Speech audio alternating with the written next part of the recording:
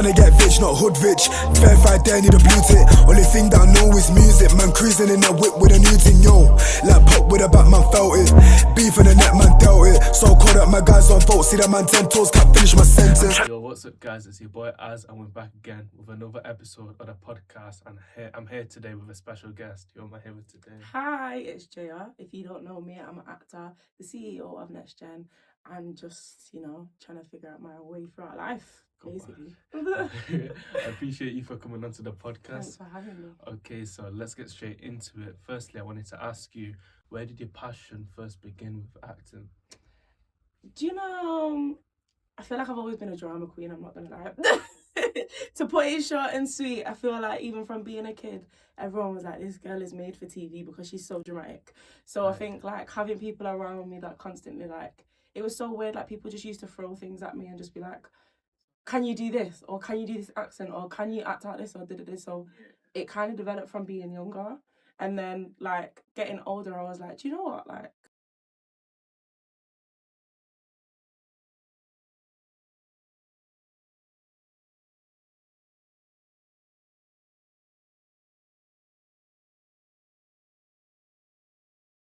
do. Mm-hmm. So acting just kind of for me was like a big portion of like having a release. And it became a passion, and then from there we've gone from strength to strength, I guess. That's good. Well, and what age would you say you started it? Like, was it like high school times, just like, or college times, you was like, yeah, I want to do acting? Do you know what? Funnily enough, my journey with acting has been so like on and off. Just again because of studying. Like, I started in high school, and then I had the excuse of GCSEs, so I took a break. I kind of got a bit of motion back in college, and then I had the excuse of A-levels. And then I got back just before I went to uni, and then it was like, oh, damn, the degree. Like, so the degree then took over. But after graduating last year, obviously in 2024, I've just now like fully committed and gone acting full time. So now, hopefully, I'll be on your TV screens a little bit more, do you know what I mean? Because like now I have the time to dedicate it to my passion instead of being so like one foot in, one foot out type of situation. Okay. Would you say that acting was like your first thing you said you would want to be in the future? Because I've not heard that from many people, you know. Do you know what? Like, I feel like it's like when someone asks you what's your dream job. Like, I feel like your dream job is naturally your go-to, and it's normally a little bit wild. Like, being an actor to so many people is so wild because it's like, how do you get there? But when you actually look into the industry, although it's hard, we have a very big, like, foot ahead of those who came before us in terms of social media. Yeah, definitely. So because of social media, like, you can post one clip and it go viral and then want you in a film, like, nowadays. Does that make sense? So I feel like if I was to say, like, what is top, what is a dream for me, naturally acting. But aside from that would be, like, being a youth worker or going into clinical psychology and being a clinical psychologist. Right, yeah, that's hard. Mm-hmm. So when it comes to like the auditioning processes with acting, how are you with that? Like, do you find it good? Do you find it difficult? The nerves every time I audition, I feel like I'm gonna cry. Do you know what auditioning is? It's one of those things of like, a lot of things again since COVID hit are online now. Okay. So like self-tape, so like your natural setup of having like a ring light, a phone, Okay. So you can kind of film it as many times as you want before you send something off. Whereas beforehand, like when I did auditions back in high school and college times, it was in person. So it was kind of like, if you mess up, you mess up. Right? But now it's kind of like, I can edit what you see and what you don't see. So it's a little bit more relaxed, but then it's also more pressure because the more times you do something, like, you'll know, like, fatigue and practice, you get into your own head a lot and you don't necessarily deliver it the best way. So I like to, even when I'm doing an audition, I film my first take. It's normally the one that I send because it's the most genuine. Yeah. Do you know what I mean? I get you, yeah. Would you say that think you like it better online than in person? Because wouldn't they still be doing in-person ones, like maybe in London or something like that? Or I think they do still do in-person auditions. It's more rare nowadays, and for in-person auditions, it's more based around theatre now than it is TV and film. But I think like going into auditions, like I prefer to do them in person just because it's an energy thing. Like, I don't know, like I feel like when you go in a room, like someone naturally can tell your energy, whereas through a tape, like, they can't really tell. What is that? Do you know what I mean? And also on the other side, like for a casting director, that is so much fatigue for them because you can imagine how many self-tapes they watch in a day of somebody doing the same thing. Like, it's even like the little breaks in between of in an in-person audition, you can go in and be like, hi, hi, how are you? How was your day? Da, da, da, da, da. Yeah. And you could kind of introduce yourself a little bit more. Yeah. Whereas in a self-tape, they're just like, hurry up and get to the point. Do you know what I mean? I get you. Yeah, I get you. So, like, when it comes to auditioning, has there been like one of your most difficult moments in your auditioning processes? Like, which one would you say was a bit? Do you know what it was? I think being at uni, being isolated in the sense of not being around people, for me doing self-tapes was so hard because it was like, who do I get to read the other side of my lines? Okay, yeah. That's the difficulty when you do things like on a self-tape and online. So for me, it was a situation of getting out my laptop, recording myself. So I'm doing my tape with myself, recording myself, leaving space for me to deliver lines, and then sending it. It's probably one of the most challenging things because down to timing of how you say your lines in that space, and also like how you deliver to yourself. Like it's weird to act with yourself because you can only give yourself so much, if that makes sense. Yeah, I understand. That was probably the most challenging thing. Okay, what would you say is the best thing that you've done in the auditioning process? Like you think you hold the best quality in auditioning? Ooh. I think on the flip side, when I then went out and started networking with people and meeting other actors, for me it was then having other people across from me and delivering the best performance I can, because now you have someone to feed off and play off of, if that makes sense. Yeah, definitely. So like making connections because of acting, so starting acting classes and whatever, helped me boost my confidence within self-tapes, because it was like, okay, now I know how this should work, how this should run. And also having people around me that are like-minded people that I can drop a message and be like, hey, anyone free to self-tape on Saturday? And having people who are actors who actually do this come and help you. Yeah, I understand. Would you say that when you start beginning acting, you kind of went into it by yourself, but then over time you just met more people to... Yeah, I think a very key thing of acting is networking with people who are similar to you. Because I think as well, like, there's so many people who do want to be actors, but it's about where you find them. Because naturally, like in everyday, like day-to-day life, you don't just randomly meet people who go, oh, I want to be an actor, by the way. Like you have to put yourself in situations where you might find other actors like yourself. So acting classes, networking, workshops, etc.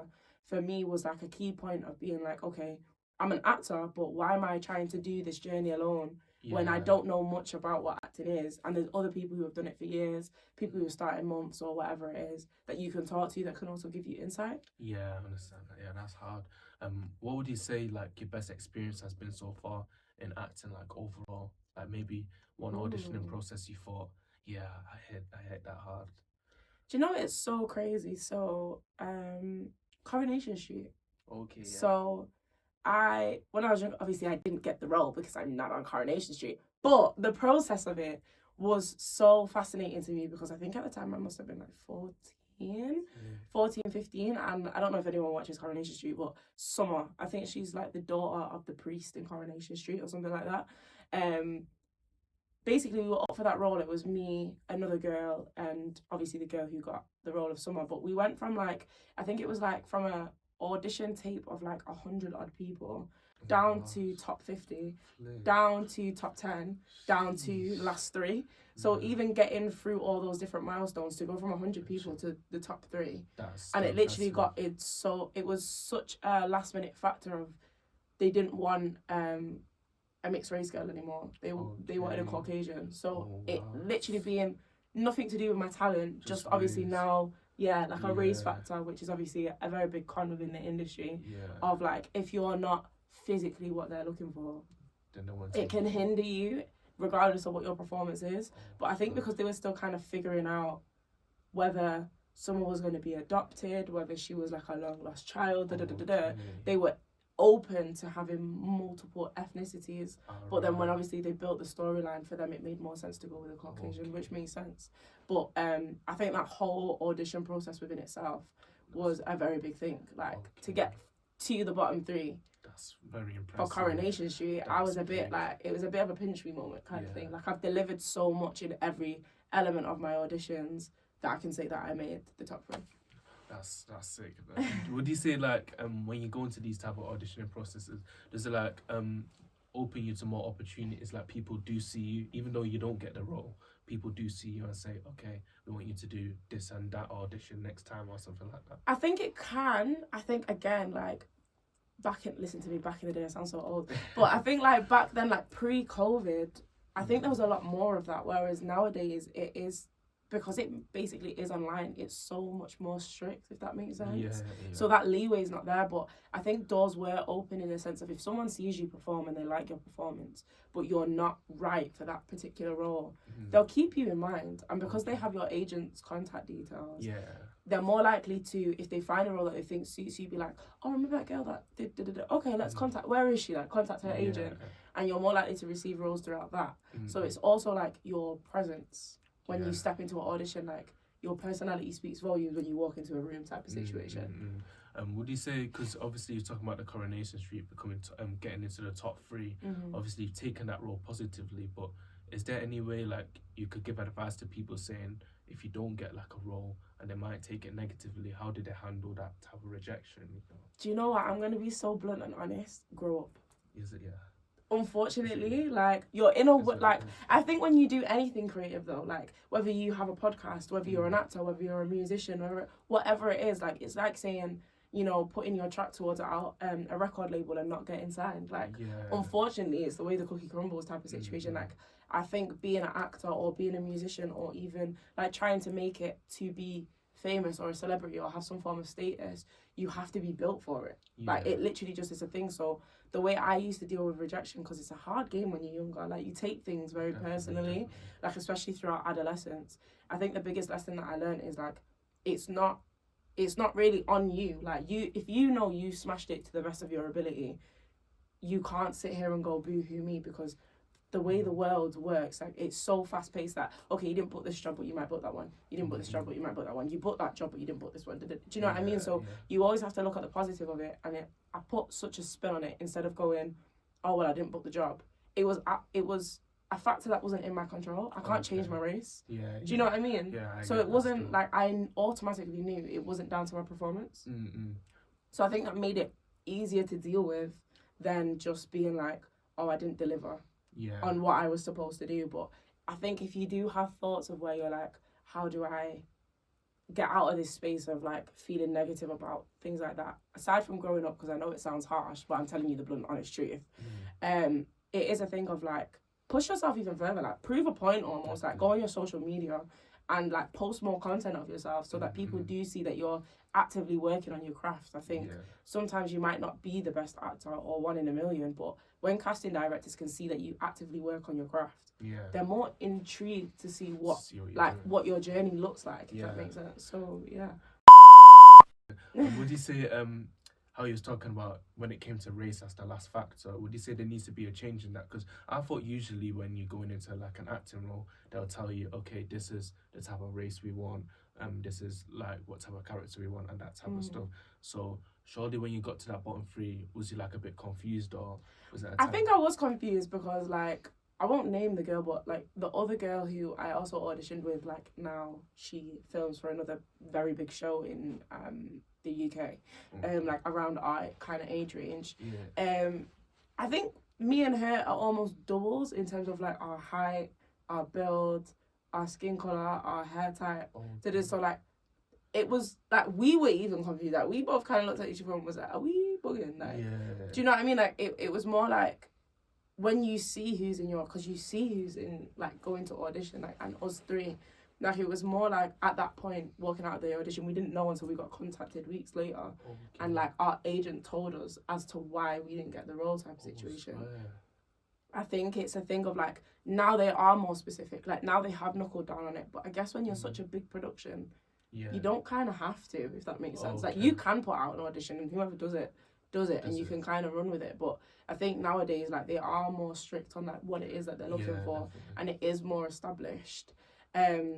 But there was definitely a high, like, big levels of confusion because it was more like, it's like when you put in a graft, it's like I put in all that graft. That's what I was going to ask. For no reason. Do you know what I mean? But, like, you also have to look at it and go, do you know what? Maybe today just wasn't my day. Like, it just is what it is kind of situation. But, yeah, they've definitely knuckled down on it. And I think it was a thing that did need to change.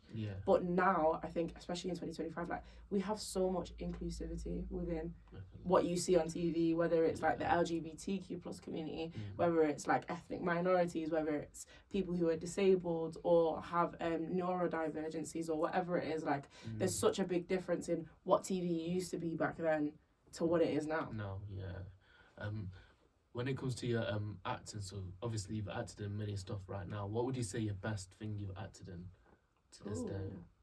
To this day, still has to be BBC League of Gentlemen for me, because it was such a big pinch me moment of having my own trailer with my name on it all.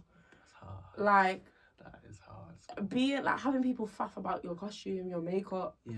Working with a team that like the League of Gentlemen very much was before my time. Like we're talking like my parents kind of time, but like even for like the older generation, for them like it was a Christmas special that came back around. Okay. So being a part of something that like back in the day was like monumental kind of situation. Like I don't think I understood how much of a big deal it was at the time. Yeah. But obviously now reflecting back, it's like to say at like 15, 16, you worked with people on the BBC, like a whole level of BBC production. You had people faffing about your hair and makeup. You had your own trailer. Do you know what I mean? Like you also build bonds with like that cast that you're working with that day and things like that. Like it was such a pinch me moment kind of thing. How long was like the production for the whole thing you recorded? I think we was there for like, it was only lasted over like 2 or 3 days. Don't quote me, my memory is awful. But I think it was like a 2-3 day kind of thing because, again, because it was a Christmas special, like there was so many other things that they were filming outside of, like just our kind of scene type of situation. But it was a very lit experience, to say the least, Yeah, because when I was looking at the show, I saw 1999 that it came out. I was thinking, how old are you actually? I was thinking, I wasn't born. I was not born. I wasn't born in 1999. I'm not that old. Where did that first come about, the League of Gentlemen? Did like your agent tell you about it, or did you just? Funnily enough, at the time I was with a different agency than I am now. I think the agency that I was with when I was younger like got made redundant or something like that because like they're nowhere to be found now, which is crazy. But yeah, like. My agent kind of sent me the briefing and they were like, this is what they want you to film for, and I did the audition. I went and did an in-person audition, and from there I then got sent like, congratulations, you booked the job, which I didn't know what it was for at the time. So sometimes when you go for certain auditions, for example, whether it's Netflix, Amazon Prime, BBC, Channel 4, you might not even necessarily know who it is for because it is private and confidential, naturally.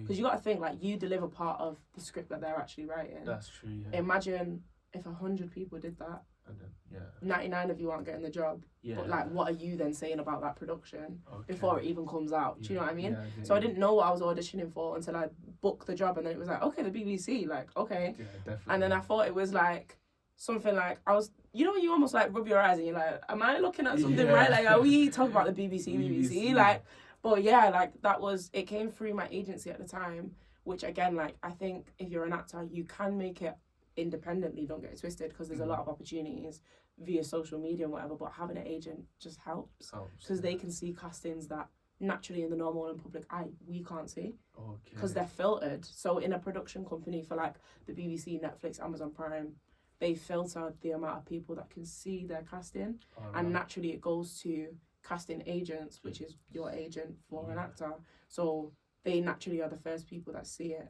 And then if they don't get what they want through agencies or whatever, then they wouldn't necessarily open it to the public. Okay, that's good.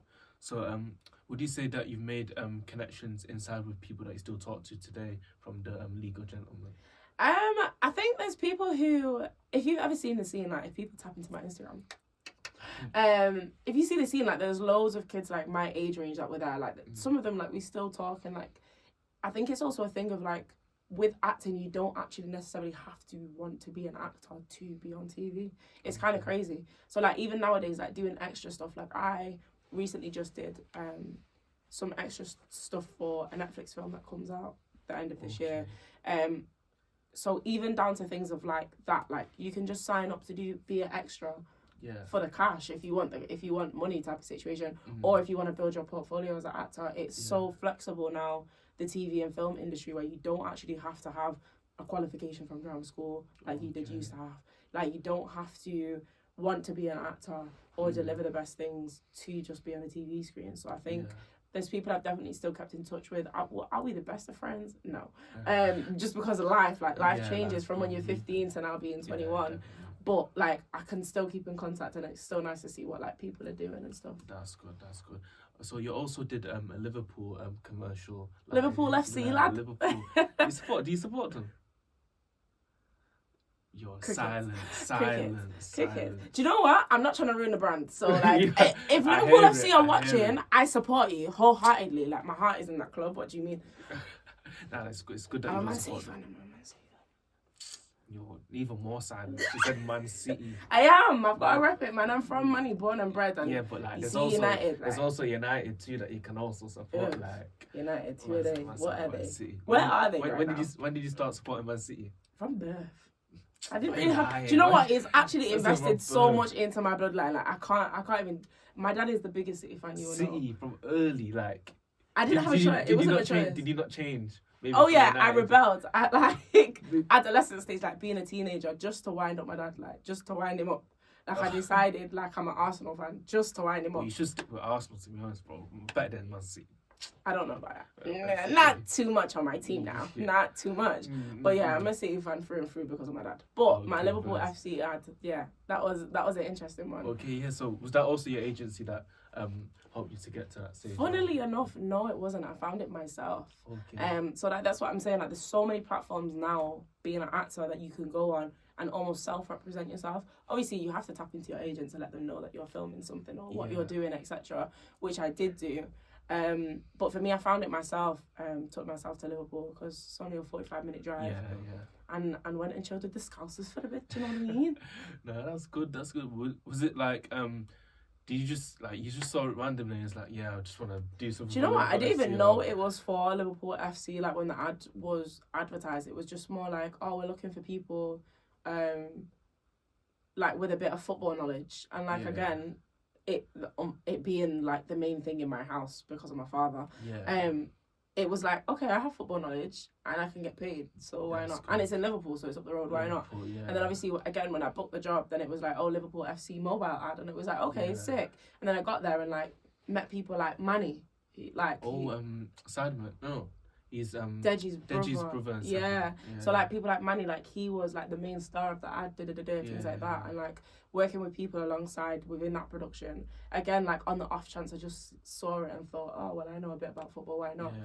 To it being a Liverpool FC mobile ad was, like, That's cool. again, like, a bit of a pinch me moment. Like, Yeah. sometimes you have to put yourself in uncomfortable situations or situations you wouldn't naturally do, or for things that are a little less money than what you'd be used to or comfortable giving, because the opportunities that you then like seek from it are bigger than what you know type of situation. But yeah, would you say that like networking is the main thing now, that like you're getting more opportunities and that stuff, that when you go to a thing you're like, okay, even though I'm getting money now, I need to also know how to network with people? 110%. I think the main thing I learned and a key factor was about networking. So because I learned so much from being an actor, and it was kind of like, okay, where do I find people that are like me? But also being an actor, like, it's more than just meeting actors. If you're filming something, you might now need like a videographer, or you might need a photographer, or you might even want like somebody who does live music for like a scene that you're shooting or whatever it is. So it networking doesn't just constitute as a bubble for what craft you're in. It constitutes to like everybody who's in the creative community. So then off the back of all my networking things, I started a company, creative networking company called Next Gen Network, where I represent all creatives, so actors, painters, fashion designers, musicians, singers, poets, people who run podcasts, So I have industry professionals in whatever craft it was. So to name a few people, I've had like Mordecai from M1 Podcast. I've had Anif, who is a big time producer. Like the songs that he's produced it's the main theme tune for Coca-Cola World Cup. Do you know what I mean? It was in Ali G in the House. It was in Bend It Like Beckham. I've had people like K Rico from Rap Game. I've had DJ Win, who is H's official DJ. I've had Courtney from Not Your Trend, who runs a fashion brand, who did a runway walk for London Fashion Week. So it's not just contained to one bubble. And then outside of that, I have live performances where people audition underground musicians or poets or dancers or actors, whatever it is, whether you sing, dance, bang a drum, tap a tambourine, whatever it is that you do. And then they audition and I select a few people to perform at my events so that they also make the connections. Because we have some big other companies that also do networking that are there. So for my next event, not the one coming up in February, but the one in March, I've got a speaker from the BBC coming to like deliver a talk about like how to get into the BBC industry and stuff like that. So it's worth tapping into, because networking takes you to levels that you never thought that you could even achieve, and being in a room with certain people is such a massive thing. Like my panel coming up on February the 28th. Get that. Is Solomon from Pi Radio. He owns Pi Radio. Okay. So anybody who's into music, like that's probably one of the biggest opportunities for you to take in. Anif, who is a producer who I mentioned before, he's coming back on my panel, because now that I've widened my audience, people are so intrigued into how he did what he did and has so many like hits that are in so many films and things. And Jordan, who is a casting director and a talent agent for acting, so he books people in jobs for like Channel 4, BBC, Netflix, Amazon Prime. So hearing from different people in the industry is a very big thing. Well, and when it comes to like next gen, where did it like all begin for you? Like, was it a reason? Was it mainly because of the fact you said, "Oh, I need to learn how to network," and you thought, "I'm gonna try help other people to do the same thing"? I think it kind of stems from like back in the day. Listen to me, back in the day again. But when I was younger, I used to be a youth worker. So helping people is something that I naturally love to do. And then when I became creative, it was almost like becoming an actor. It was like, how do I merge the two of helping people and being an actor? And that's how I kind of came up with a creative networking company, because for me, I attend networking events, but they're so specific. When I go to networking events, it's kind of like, oh, Actors Pro, and like come and meet actors, or like it's a music thing, or it's a poet thing, and it's like, okay, but how do you get all these people in the same room though? Because I low-key want to see and hear from everyone. Do you know what I mean? That's kind of where Next Gen sprouted from, and it also sprouted from like going to other networking things. So massive shout out to people like Savage PMP, Vibe HQ, Raise the Bar, Afro Social, all things like that. Like attending their events and seeing what they do. It was like, okay, how can I take the parts of what they do and make it unique to me? So that's where our panel came in for industry professionals, because being an actor, I'm very tapped into people who are in the industry, which I didn't even realize. Yeah, you are. Like, I didn't, do you know what I mean? Like, I didn't even realize how, like, connected I am to certain things, because it's not even a thought. Like, sometimes you just think, oh, well, they follow me on Instagram, but if I DM them, they might actually come and do it. Do you know what I mean? Like, even off the back of, like, even being a podcaster, like, sometimes sending that message, although it's a little bit daunting, it's like the worst that they can say is no.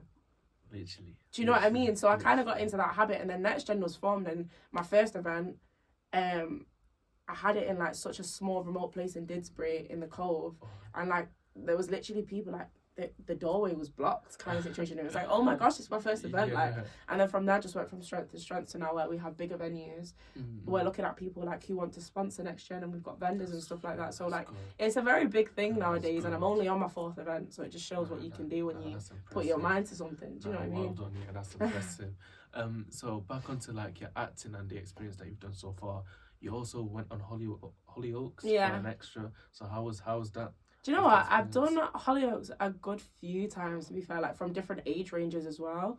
It was lit. Again, like the cast and crew is so friendly, and like you also get to network with the people that are there. So like meeting other actors was another big thing.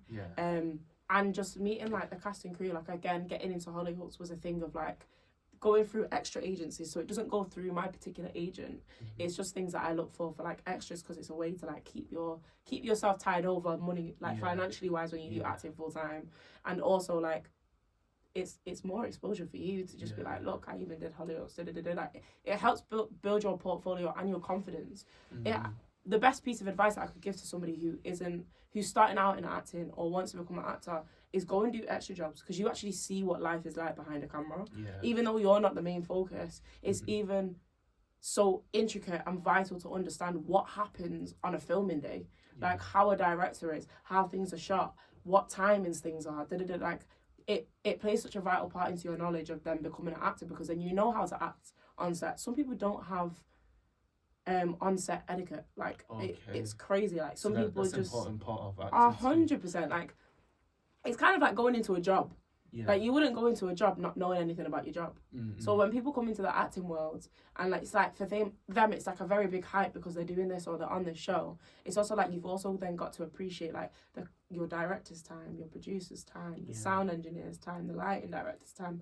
Like, do you know what I mean? Like there's so much, like also the other cast and crew, however many extras they've got. Like everything, it is a big amount of pressure as an extra, let alone as the main cast. Yeah. So like learning film and TV etiquette to even be on a stage or on a platform or on TV and film is a very big part of it, because you need to know how you should represent yourself when you walk into a door for them to even remember you. Do you know what I mean? Like little things of where people mess about on set. You're giving yourself a bad name because they're thinking, oh, never going to work with them again. Do you know, why would I want to work with them again type of thing? Whereas to you, it's just more like, oh, nothing's going on, so I might as well just have a chit chat here and there and da-da-da. But meanwhile, you don't see behind the scenes, oh, they're trying to fix the lighting or they're trying to fix the sound quality or whatever it is. So it's a vital point to learn. And I think being an extra on HOLLYOAKS and things like that kind of taught me how to have that etiquette within TV and film, because it's such a big production and such a fast turnover time. Like the way they shoot HOLLYOAKS is crazy. Quick. Like it's out, in, out. And you probably shoot the same scene about like 10 to 20 times. Wow. So you've got to think of like the main cast who, like, if they're doing a scene where they're screaming their head off or bawling their eyes out, they have to do that 10, 20 times. So as an extra, although like you have to be patient, like you also have to see like what's going on around you to be aware type of situation. Yeah. Would you say when it comes to making a portfolio for acting, would you say, aside from as you said before, would you say that's the most important thing someone should like look at when it comes to acting? I think it's definitely up there. I think the most important thing, like, genuinely varies from person to person, because everyone has different beliefs and values in what acting is and what they want to do. But I think building a portfolio is a simple thing of getting your name out there. Like, if you want to be an actor and you're nowhere to be found, how do they know you want to be an actor? Like, how do they know to book you? Like, it's like almost going for a job and having nothing on your CV. Why am I going to hire you? Exactly. What skills do you have? It works the same thing within anything creative, especially acting. Like, if you're not actively doing things, like, even if you're not booking TV and film roles, go and do something in theatre. Or go to acting classes, because even when they see that you're in acting classes, you're proving a point that you're trying to actively, like, learn about your craft, which is acting. So the more, like, you know about it and you can build your portfolio and go, do you know what, I did training here, or I've got this degree, or I did this theatre production, or I was on this and I did an extra in this. Like, the more they look at you and go, okay, there's a bit of motion there that I can work with kind of thing, instead of you just being a ghost and being on your social media and just putting an actor in your bio. Like, what does that mean? Yeah, I get you. So you've also done a short film too. Was it the To Be Rivera? To Be Rivera, yeah, that was another thing that hopefully should be coming out soon at some point. But even that, like, that worked off the backburner of like a friend of mine who wanted to develop a short film, and based off the back of her, like, I have now started writing my own short films that I'm looking for them to start going into production and things like that. Again, it was a thing of like also being on set and being an actor within it, but also learning the behind the scenes. So I learned so much about like how to work with a camera, like how like the sound didn't work. It's like at one point I was holding a boom mic. Do you know what I mean? Like just helping out any way that I can, because you do anything for your friends.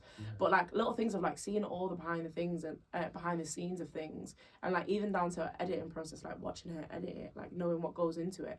I now have the understanding of a basic level, don't get it twisted, but I now have the understanding of what also goes on behind the scenes for TV and film, which again is like, it's such a valuable skill and tool to have, basically. I also wanted to ask you, do you ever find it difficult to separate yourself like from your character that you're acting? Do you know what? I feel like sometimes, yes, because you can get so immersed into it. Like, I don't know if have you seen The Joker?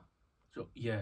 Okay, so prime example, like there was a whole thing that came out after The Joker about how like he actually like not lost his mind. I think that's a very harsh way to put it. But like he said like he couldn't differentiate himself from the Joker, and like things and traits of the Joker now started trickling into his normal life, which is so scary when you play a role like the Joker prime example, someone who is literally off their rockers, and that creeping into your normal life. I think it's the same thing in the acting world, depending on the intensity of the character that you're playing.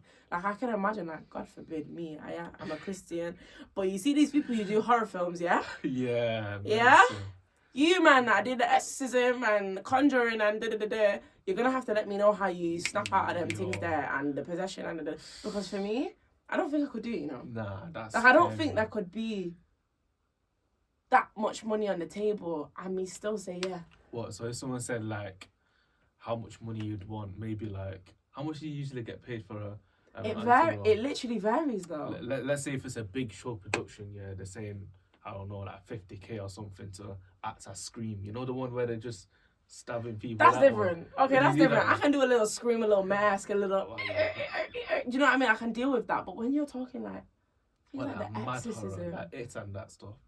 Even it's not that bad. Chucky is not even that bad. What But things like the exorcism, the Conjuring, like the Nun, like you mean to tell me? I can't like the Nun's mental. Do you get it? Like you mean to tell me you want me to sit in a room, act possessed, with upside down crosses around me, brother,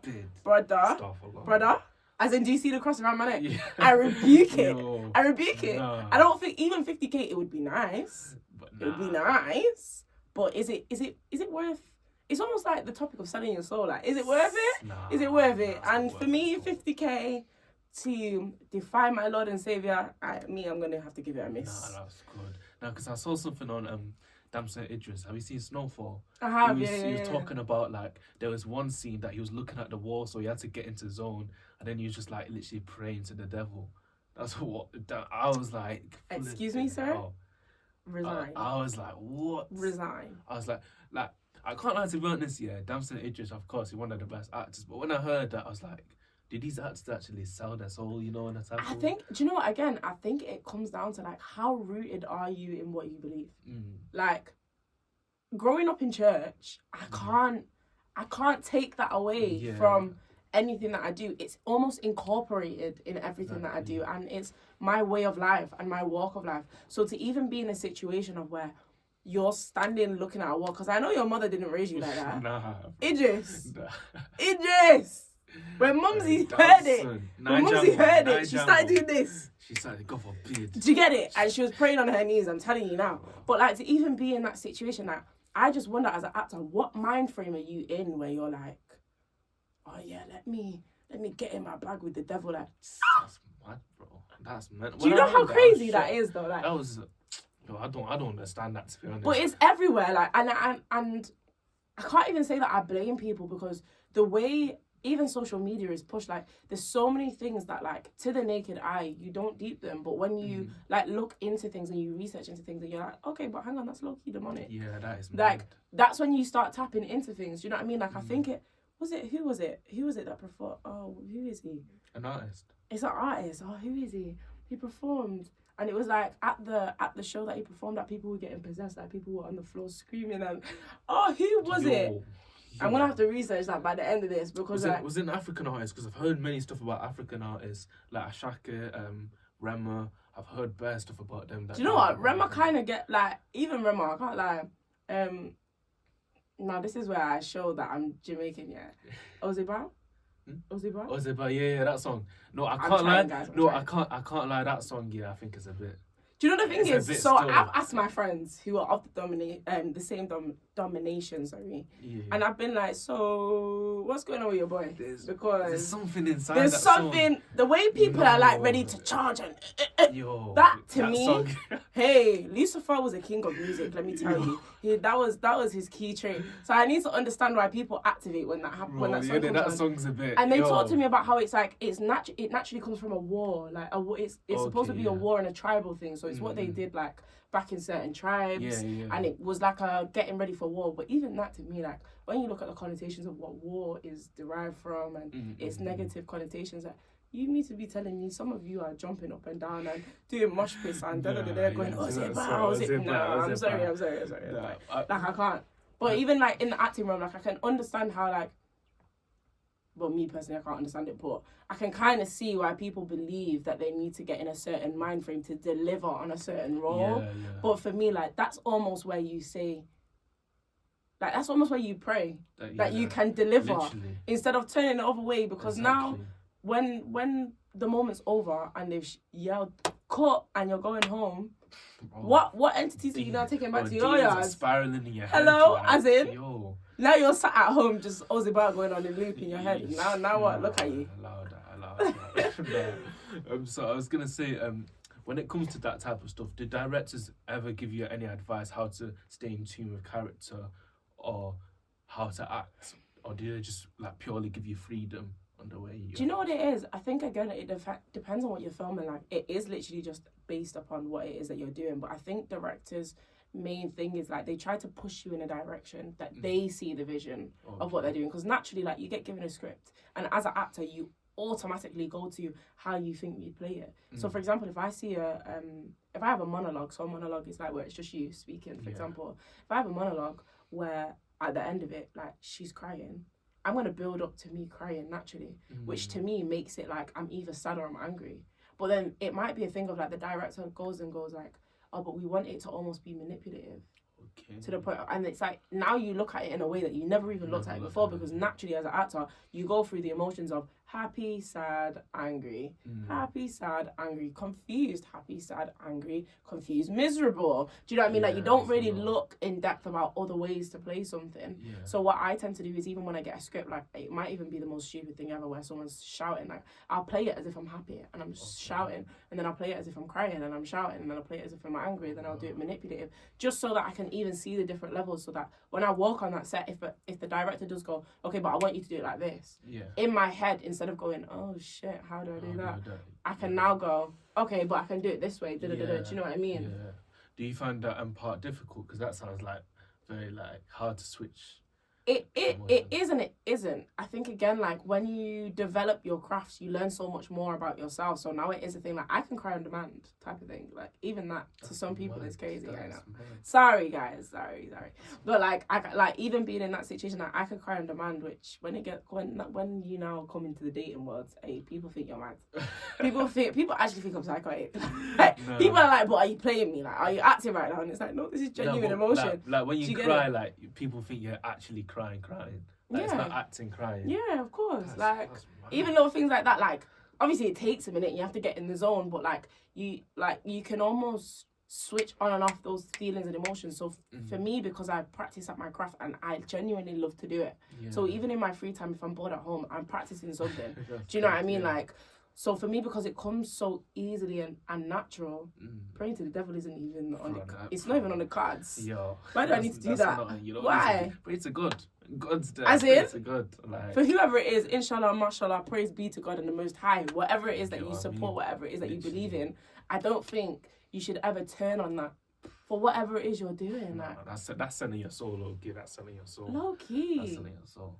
That's scary. I can't lie. Nah, I couldn't. I even have shivers. I'm not gonna lie. Like it's a bit mad. No. So I wanted to obviously talk to you about like your top 3 series or films that you've like watched like altogether. Ooh, that's a hard question. You know, that is a very hard question. There's many still. There's many. There is. Do you know what? I have to give props to you. I was hooked to On My Block. Yo, I forgot about that one. I was hooked. Yo, Manse, a little bit of Caesar, I need spooky. to think about it now. Come on now. That one with Jamal in it, that black Jamal? guy. Got in his little treasure hunt. The grandmother, is it? Yeah. Yo, yeah. I'm not gonna lie, I was hooked on that for a minute, so I have to give them their flowers because I was really invested in the storyline, in the plot, if they brought it back, I'd be here for it. That would be good. 100%. There's so many, but like Ginny and Georgia. Oh yeah, Ginny and Georgia was hard too. My gosh. Season 3? That's supposed to be coming out this year. I'm hooked. Again, like sometimes it's even the production of what something is, like it's such a high level production that it's just amazing. But then I have to go back to my roots, so films such as The Help and Hidden Figures. Now you're talking about like predominantly black cast, black director, like and delivering real stories of real people. So The Help is about slavery, like and the time of like where black people were nannies basically. But they had like separate bathrooms. They raised white children, but then they were having to go home to their children. Like when there were shootings and stuff, they were dismissed off a bus and told to find their way home, and the white people were dropped straight to their doors and Like, it's such an emotional film when you watch The Help.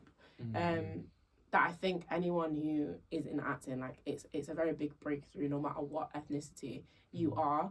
Things like Hidden Figures, where you like even learn like some of the greatest calculations in the world, like even though we know Einstein and all them people, like some of them were done by black women, which I think is even a bigger inspiration for things that I do, like being a young black woman and being a proud young black woman to say, do you know what, like I even know different things in my history of like that I've seen in films or I've read about, and like know the history of, like, to incorporate part of that. And I know he's controversial at the moment, guys, but even like what Tyler Perry does with his films, where he, you know, stars like predominantly black casts, and obviously it's done by him, and like his movies are very hard hitting. A Fall from Grace. If you haven't watched it, go watch it. You haven't watched it, have you? I have not watched that. Go watch it. I'll watch it. Your mouth will be on the floor. So, and then you'll say, ah. What's it about? What's it? I don't want to ruin it, but it's basically about like a woman who's like basically an incident happens as to where they go to court, and they're finding out all these different things, and you know, like money's been taken out of her account and But when, like, it sounds so boring me explaining it, but genuinely, take my word for it. Go and watch A Fall from Grace. Okay. Now I wanted to say my top 3, but number 1 I'd say Power. You know, Power. Do you know what? Like, I see it. I hear it. I've never watched Power. Actually, not. I know. Yeah. Everybody in the acting world right now is screaming at their phone. No. Do you know what the thing is? For me, because it was such a big thing, I didn't need to watch it to know what was going on. Like, I heard it everywhere, and I saw it everywhere. So, you know what I was like, I already know the plot, and I don't even need to watch it, so I'm not going to spend that time. So, like, I watched little bits and parts of it to, like, connect the dots, but I've never sat down and watched the whole of Power. The Power books, however, I'm up to date, and I know. Okay, yeah. But, like, actual Power, like, again, an amazing production, amazing actors within it.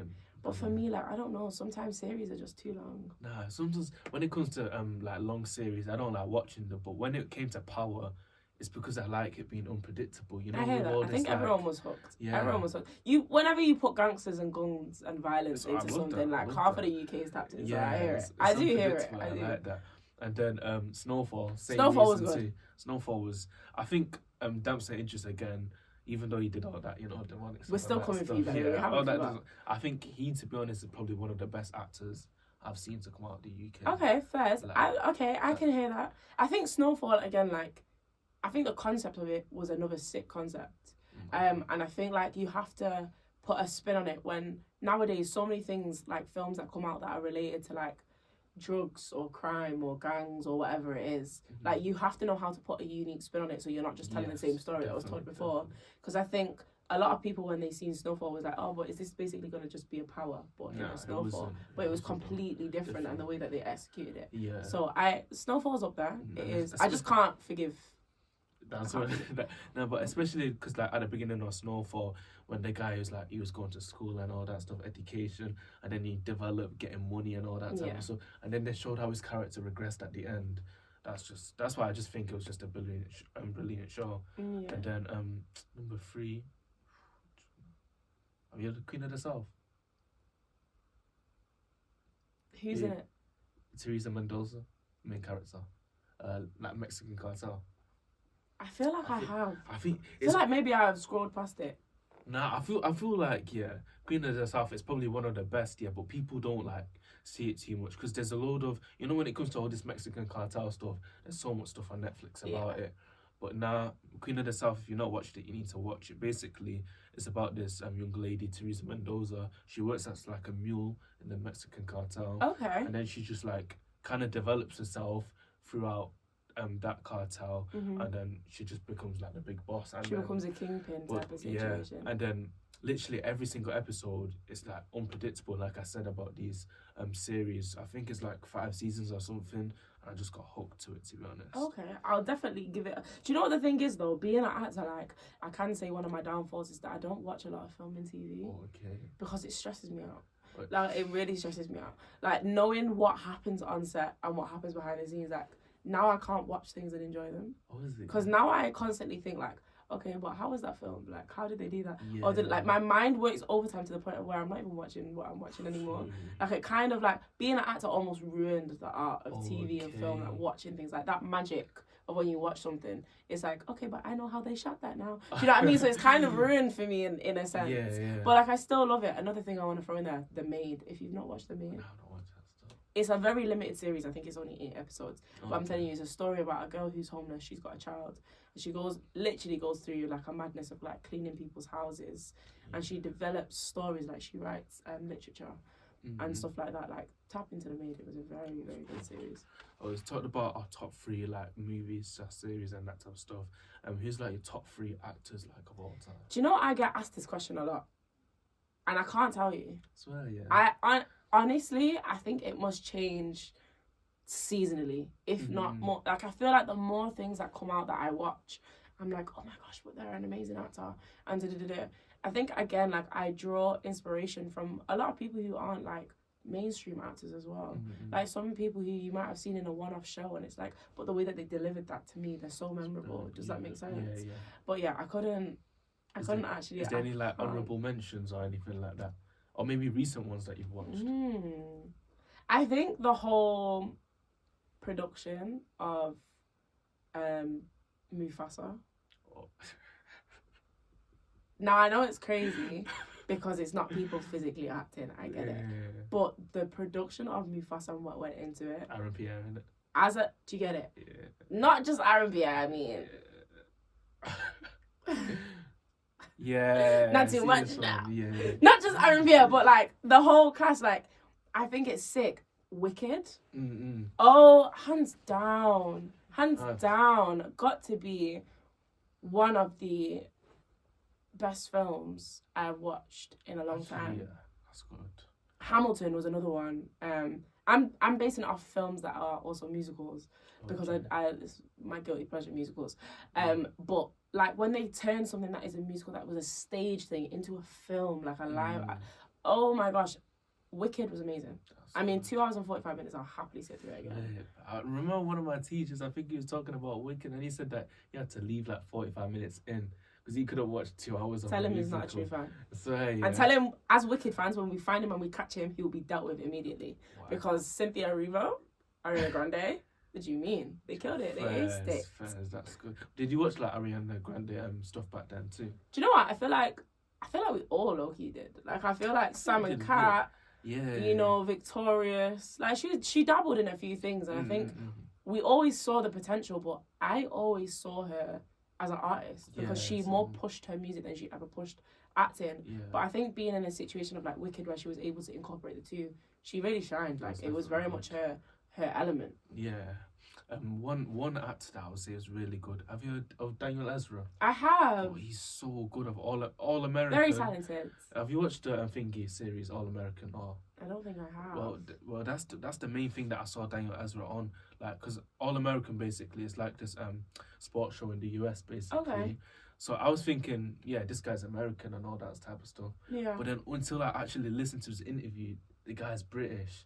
And then if you actually watch All American, you understand how crazy it is. Because this guy, the way he puts on his American accent, this Crenshaw accent, I didn't even know how to do it. Do you know what I think? I think it is also a thing of, it's like when you, Millie Bobby Brown. Yeah. So when she did Stranger Things, they didn't know she was British. So she lied. Yeah. She did a little bit of forgery. I thought they would tell them the truth. No, she did a little bit of forgery and acted as if she was American. Flip. No, and then obviously she got the role, and then like it came out like that she was British type of thing. And then they were kind of like, oh damn, she's British. Like, do you know what I mean? So like even in those instances, I think a very key part of acting is knowing every single element of what you do, and accents is a very big part of that. Like, I'm from Manchester, and like our accent is so it's different. To the point, like, I don't even know how to explain it. Like, when you hear people go mane, it's like, yeah, no, but like literally mane. Do you know what I mean? Like, radiator, water, like water. It is one of those. I mean, I don't speak like that. Water, radiator. Thank you. We're civilized over here. But like even little things of like knowing how to go into like a Scouse accent, like that's why I do them. Do you know what I mean? Like I can switch it on like that. Do you know what I mean? Like you wouldn't picture me to be a Scouser, but I can be. Do you know what I mean?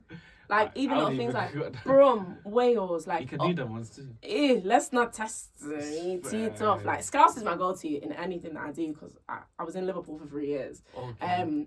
But having the knowledge of different accents is such a key pinpoint, because you need it. Yeah. Like, you actually need it. How are you going to book a job, and, like, they ask for you to do, like, a standard American accent, and you don't even have the knowledge on how to do it? Do you know what I mean? Yeah, I get you, So... yeah.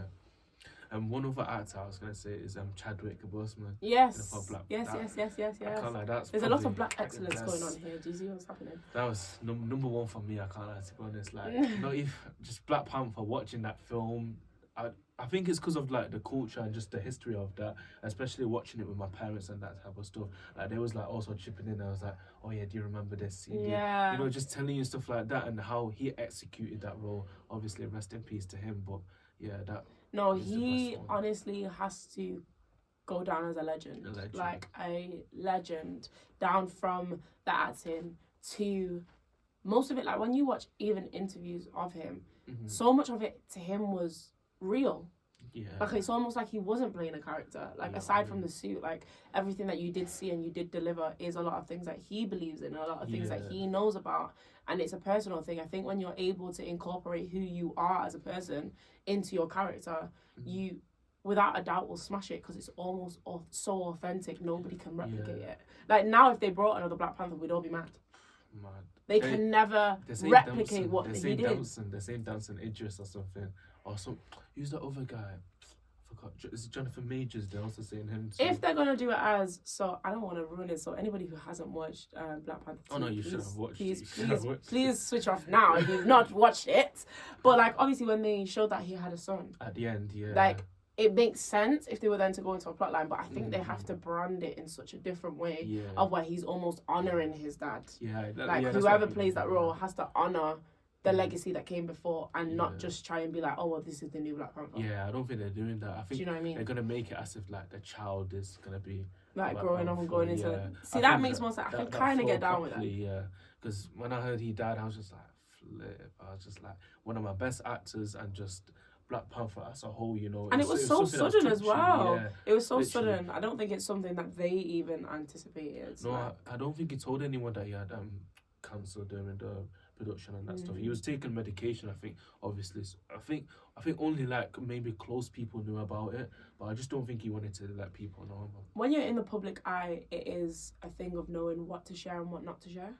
Because I guess it can also be at your detriment. Although having support is great, there's also people out there that wish the worst upon you.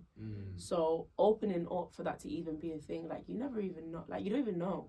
Like you never even know, and it might be then people are trying to find out like if he was having chemo, like where's he having chemo? Like when you're so famous or you're in the public eye to a certain extent, you have to know what is now that I can share that people should know about my life, and what is also personal. Because you can imagine what his family was also going through of knowing that he has cancer and da-da-da. So it's like almost when the world knows about it, you're also then putting a spotlight of if you do pass away on your family. For them to be like, how did you feel about that? And that they're going through a state of grief. Do you know what I mean? So you have to know the difference of what you can share and what you should share and what is private. And I think when it comes to your health as an actor, unless you're playing a role that then like goes into things that you're suffering with or whatever, you kind of leave it to yourself and your intimate people. Yeah, definitely. So I've got some questions for you, obviously, that's been sent in. So if you could steal any role from any actor, which one would it be and why? Ooh. I'm trying to think of series that are popping right now. What, Superstar? You know what? It's up there. It's very much up there. I'd love to even be part of what Rapman does and It's projects. on a caliber of him as a person, and even him going into the producing and directing world, like I'm fangirling, like hard. Just because like from watching things that he did, even from Shiro's story. Yeah, that was brilliant. That's amazing. It's a UK treasure. Everything that Rapman has done is a UK treasure. But even little things like Ashley Walters. Yes. Again, amazing. Like I feel like anything they have made, produced, or are a part of, I'd want to be a part of. Definitely. Hands down. Like, that's dream. And then if you're talking outside of UK and going to, like, America kind of label, I know, again, he's controversial, but Tyler Perry, like, just even his representation of so many things that are going on and the caliber of the films that he put out. I know his last one wasn't great, guys. we're giving him leeway because he gave us banger after banger, okay? And he gave us Medea. Let's just even start there. But, like, even anything that Tyler Perry's a part of, like, again, a massive, massive thing. Like, any role, I'd be so grateful. Definitely. What about 50 Cent? You know what? 50 Cent, he up there. He cool or whatever. He gets a bit of a blight. But, again, like, I think... I don't know. I feel like when you know so much about somebody's personal life, it almost it's almost a thing of like, would I not? Do you know what I mean? Like, I can imagine he's probably an amazing man and whatever. But I don't know. I feel like all the things that he's kind of circulated around also are around gangs, are around drugs, and they're around violence. And sometimes as an actor, you have to know how you brand yourself. Is how you portray yourself is then how you brand yourself. Yeah. So, for example, if you see a girl like, there's people on power that you've seen like get mashed up, clotted, barebacked. Okay, am I lying? It's true though. It's true. You now come into a next season or series or film and see them playing someone's mum. You're gonna be like, huh? You're gonna be like, yeah, what's up? Yeah. Like now, naturally, unfortunately, you have branded yourself for those kind of roles, like whether it is like a stripper or a prostitute or like even down to like being like the crazy mad girlfriend, like there's only so much you can do, and I think that's what you see within the acting world is like when a character delivers on something so well. Prime example, I can't remember his name. Have you ever watched Split? No, is it UK? I think it might be. No, it's American. If you've ever watched Split, you'll know who I'm talking about, the bald guy. Or Saltburn, have you ever seen Saltburn? Again, like, some amazing actors, but because they are known for, like, being mad, like, the things that they did was so wild. Like, if you watch Saltburn, like, he had sex with a dead grave. He drank cum out of a bathtub. Like, like, so many wild concepts. What was the director's thinking? But you know what? Saltburn is such a good film. Oh my gosh, watch it. Wait. We're talking about a dead grave. Like that's some Jeffrey His Dahmer lover thing. was in there. Huh? But even things like that. His lover was in there. His lover was in there. Nah, that reminds me of that TikTok. That girl said, what do you do if your significant other's like dead? Jump in the grave with me at this point. At this point, I'm just a girl. I mean, I'm just speaking on behalf of all of us. Do you know what I mean? I might not be watching that still. What age rating is that?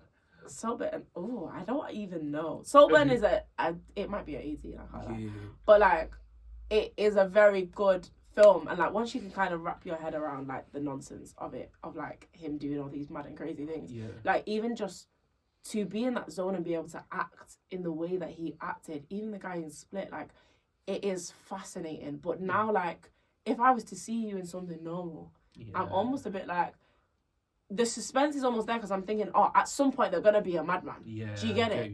Like same thing with the guy who played Joker, or like even when you see villains in certain things, like if you've seen somebody from Marvel who's a villain, you're now not gonna expect them to play your normal daywalker role or father or son or da-da-da. So you kind of have to be careful of how you cast yourself within certain things and how you excel in them, because you will then forever be known as that. And if they see you in something that doesn't match what they saw you in before, naturally people's go-to is, well, this is rubbish.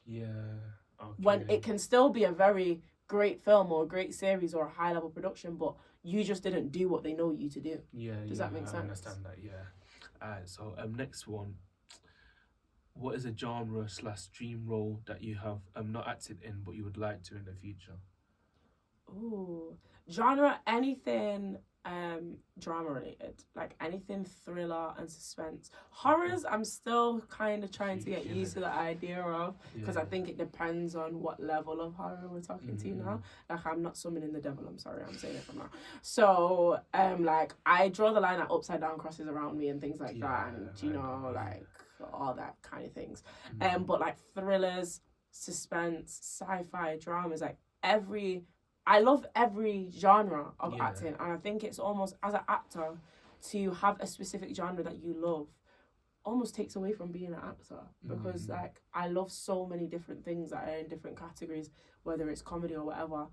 My dream for when I'm older and like in the future is just to make it. But be proud of what I am doing. Do you know what I mean? Like, to be in a film that has a message would be my dream. Not to just be in a film because it bangs and it's got this storyline, but something that people can take away from. So like, even when you look at things like This is going a while back. 13 Reasons Why. No, I'm not old still. I'm not that old. Y'all will know what I'm talking about when I'm talking about for Hannah Baker. Movie. The generation of today. Right. Please. Hannah Baker, y'all will know that. I'm not even addressing you anymore. If I look at it, I'll probably see it. I'm not even addressing you anymore. Guys. How old is it? Hannah Baker, it came out in like the 2000s. Like research 13 Reasons Why right now. But I'm not talking to him right now. I'm talking to y'all because y'all know what I'm talking about. 13 Reasons Why, Hannah Baker. Like even that message that's within that. Like it's about like awareness of suicide, like I've seen drugs. 13 Reasons Why. When did it come out? Before. When did it come out? This one's saying 2017. 2017. Flip. I've seen this guy before. I've seen him before. Clay? Hannah Baker? Like, come on now. Again, like the message behind it is all about like teenage suicides and like things that, and it's a mad plot. It's an amazing series again, but it has such a deeper message. It also looks into gun laws in America. Like it looks at like school shootings, like and like it's such a bigger thing than just an amazing series. It now has a meaningful message behind it of where they're also trying to offer support and help to anybody who's been in similar situations and whatever. So to be part of something where people can take away and go, do you know what? Although it was a banging series or a banging movie, I know that if I needed help in something, this is where I'd go. This is what I access.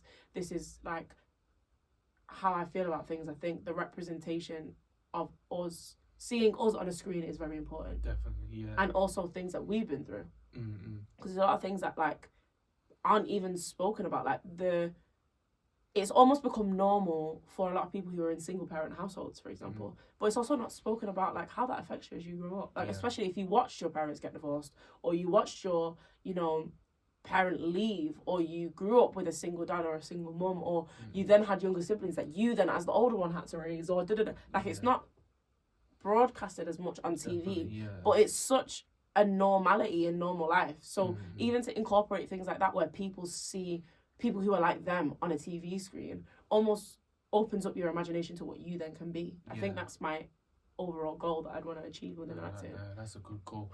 I think even with Ratman, as we was talking before, I think he executed that perfectly with 100%. Super Cell, to be honest, because even me when I was looking, because obviously I knew about sickle cell, but then when I like understood that it was a deeper meaning inside that TV series about sickle cell, I was like, wow, like that's something I've never seen before, to be honest. Like, by the way, guys, people with sickle cell, you don't develop powers. Like my man is not running halfway across the country just in case y'all missed the plot.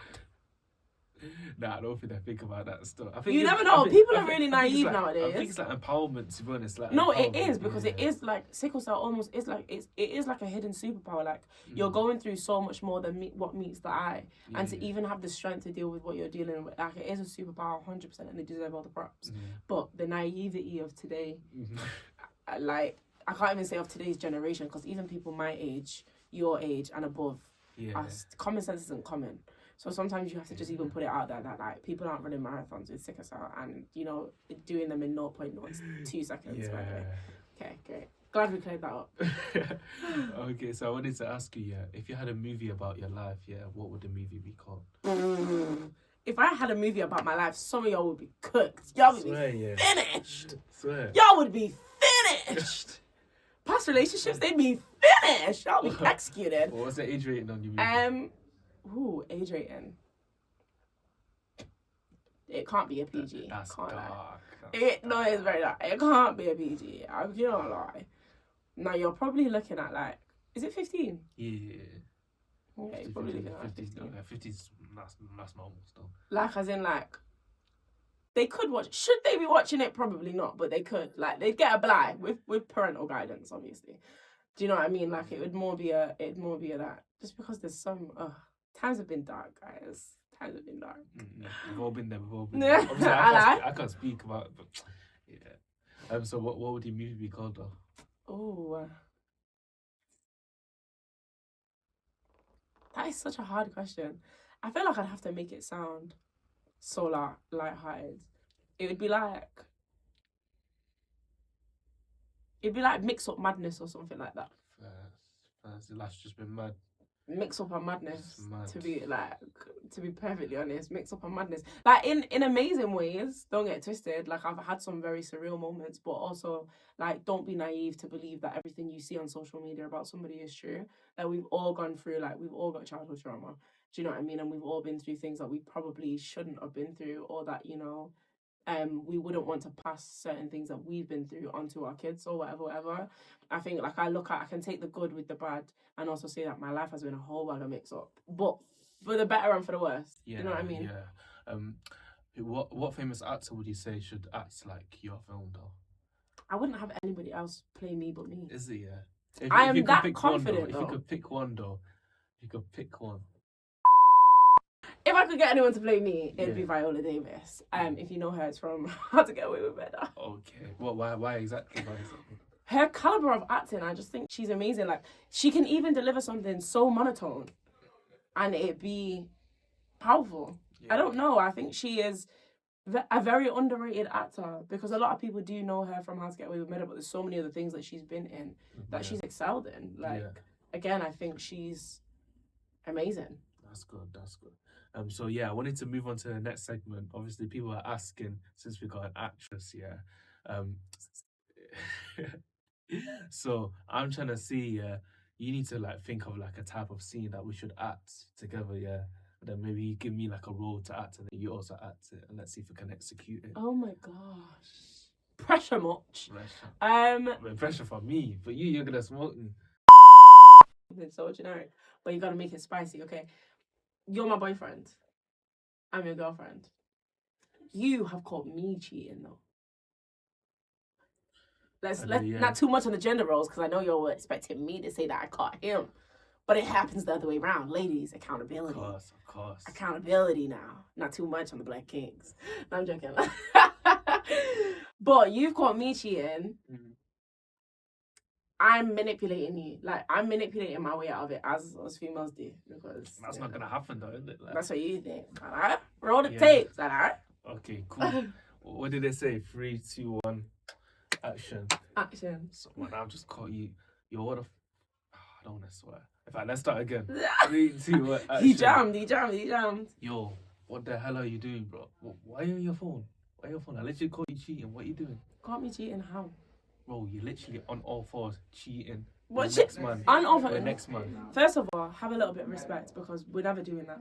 What do you mean? I just literally caught you with next man and I've just walked in. So what do you mean you're not doing that? But how? Because where is he? Point him out to me, please. Yeah, the guy's quickly dipped because I was about to knock him out. No, like, you see, do you know what this thing is? Like, you see, like, I've noticed, like, I've been trying to put this in the most nicest way that I possibly can because with you, I seem to see that like, there's a lot of things. No, but there's a lot of things that you haven't dealt with from your past, and I don't know. Like, obviously, in your last relationship with Keisha, obviously you went through a lot, and she cheated. I'm talking about Keisha, bro. I also did Becky too, bro. But that's not the point. But why would you do that? Why are you mentioning that? Because I've seen the person you are now, innit? So I might as well tell you. See the person that I am. Yes. Should we go back to the days of where you was on tomfoolery? Oh, what? So boys night, you just randomly happened to come in at 5 a.m. So what, innit? We've gone past that, innit? But no, we haven't gone past it. No, we haven't gone past it. No, we haven't gone past it. So you explain to me what you were doing that night. What were you doing that night? That was time ago. We've already gone what past that. What were you doing that night? What were you doing that night? I was doing my thing that night, innit? What do you mean doing your thing? What does that mean? When we entered the relationship, I've already told you about past stuff that I've done. So now we entered a new relationship. But that's not the point. That doesn't mean that it takes away from the fact that you hurt my feelings. Yes, it does. No, you're just bringing back past stuff to just make it good now that you've done something bad. No, I'm not. Not at all. Not at all. I can understand why you'd be angry and upset, but then you've got to understand that. Yeah, so why did you do that then? Because I just feel like recently, like, yeah, so then just I've been going through a lot. I've been okay. I am. I'm trying to explain. Let me speak. Why didn't you talk to me? I'll let you speak. Obviously, I should have spoken to you about a lot, but you know everything that's like going on family wise, and my head's kind of spiraled a bit, and I feel like you haven't been there in ways that you could have been there, yeah, so which I think is fair to say. Yeah, I didn't know how to go about it. Why didn't you just talk to me then? Just talk to me. Like, I'm sorry. I should have. I'm sorry. I genuinely am. What? So you're talking to my man now? No. So why was he with him? So why was he with him? Because I was being stupid. Why would he just be stupid like that then? Like I said, I don't know. Like, I think I was just going through a lot. Alright, so what's it for us then? Obviously, I love you. You can't just say you love me when you're just cheating. But obviously, I love you and I want to be with you. Like, I just think we need to get to a point of where, like, we can communicate better with each other. Like, I am sorry. And, like, I know it's going to take time to prove it to you. What, so I should just, like, brush past that then? Like, feel how you want to feel about it. Like, I'm not going to take it away from you, but I can prove in time that I'm going to be here for you. Yeah, innit? But, like, obviously, you. we have to do the long distance thing now, innit? Because, like, man's not trying to be too close to you now. Like, but it is you. It is only you that I want. Yeah, fair, isn't it? But, like, of course, I have to see in it. Like, I have to think by myself, to be honest. Because I don't know. Especially seeing that, like, how can a man walk in and then you just see me violate? Like, you're just violating. Like, so you don't love me anymore? No. Why would I love you? Why would you not? Because you just started cheating on me. But you're going to take away everything that we built and what we've been through together. It's all eradicated. It's gone. How? But I didn't do that to you when you've been through so many things that you've been through. I still stood and stuck by you and stood by you. Yes, it's different now, isn't it? It's different. Like we've gone through different times now. You could have easily talked to me. We had a conversation there.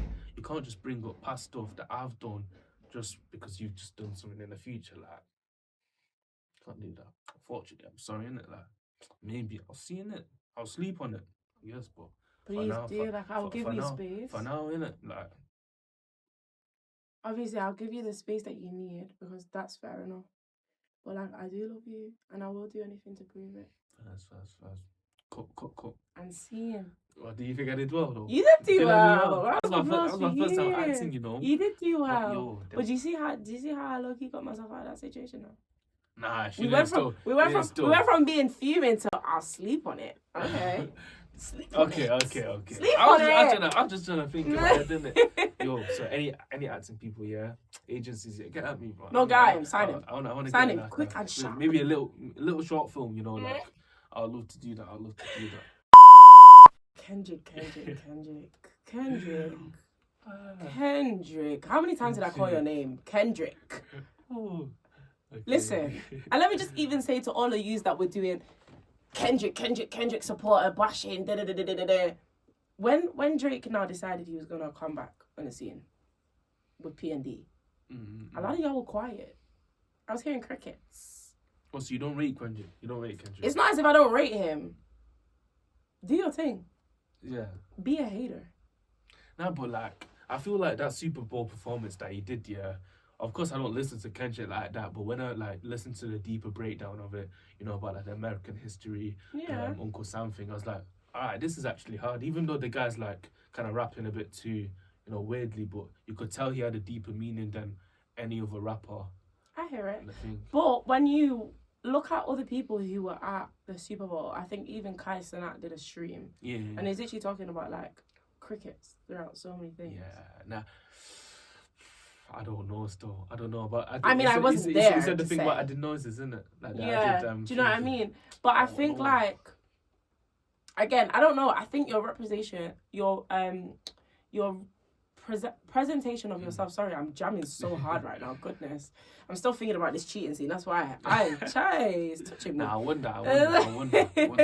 But I think like, your representation of yourself speaks volumes. So then even when you do something significant, if you're known for things that aren't great, like it kind of takes away from what you're doing. Do you know what I mean? Yeah. Like it kind of now, I think the symbolism and everything that was trying to go on was like, it like had a deeper meaning and it was great. But like, just because it was executed by you reckon, people didn't tap in the way they would have tapped in if it was somebody else. Does that make sense? Yeah, I feel like people mainly wanted to see like just a performance, to be honest, from him. Just a performance, but I think you have to pick your moments for when you're going to do something deep and meaningful and when you're just going to put on a show. And I feel like the Super Bowl, if you're going to do anything, it is the time to branch out and do whatever, but also know what your audience is kind of expecting of you at the same time. I feel like what, because I think Madam Joyce, she said something like that, saying that she just wanted to see a performance and that type of stuff. Do you hear that? But then like the US people got onto her like crazy on Twitter, everything like that, Shade Burrow. But like, I see both sides. You see the reason why I think I hear what she's saying and I hear what the Americans are saying is because like, when we look at the American history, you know, they've been through like what, slavery, racism, like deep stuff like that. And then just getting even Samuel L. Jackson, one of the greatest actors in the world, to represent Uncle Sam and that type of stuff.